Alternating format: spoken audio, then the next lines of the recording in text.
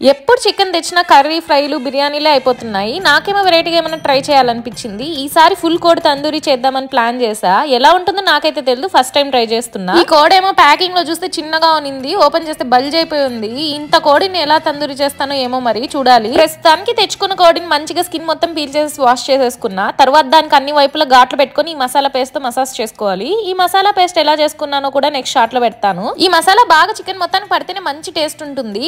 నేను leg pieces తో తందూరి చేశాను, కానీ ఇలా ఫుల్ కోడితో ఎక్స్పెరిమెంట్ చేయడం మొదటిసారి. నాకు తందూరి కన్నా గ్రిల్ చికెన్ అంటే చాలా ఇష్టం. సాఫ్ట్ గా ఉంటుంది కదా, మైనీస్ తో తింటే అద్దిరిపోద్ది. ఈ చికెన్ లో అయితే రాళ్ళగుండకాయ కూడా ఉన్నాయి. మా సైడ్ రాళ్ళగుండకాయ అనే అంటాం, ఇంగ్లీష్ లో గిజార్డ్స్ అంటారు. మీ సైడ్ ఏమంటారు కమెంట్ చేసేయండి. ఇంకా ఈ చికెన్ కి పైన కింద లోపల అంతా మసాలా పట్టించాక ఒక డబ్బరాలో అయితే పెట్టేసుకున్నా. ఈ మిగిలిపోయిన మసాలా పేస్ట్ ని పడేయకుండా నెక్స్ట్ టైం ఎప్పుడైనా లెగ్ పీసెస్ తో తందూరి చేసినప్పుడు వాడేస్తా. ఈ చికెన్ ని 1 డే మొత్తం ఫ్రిడ్జ్ లో పెట్టేస్తున్నా. నెక్స్ట్ వీడియోలో ఇంత కోడిని తందూరి ఎలా చేశాను, హిట్ ఆ ఫ్లాప్ అనేది చూసేద్దాం.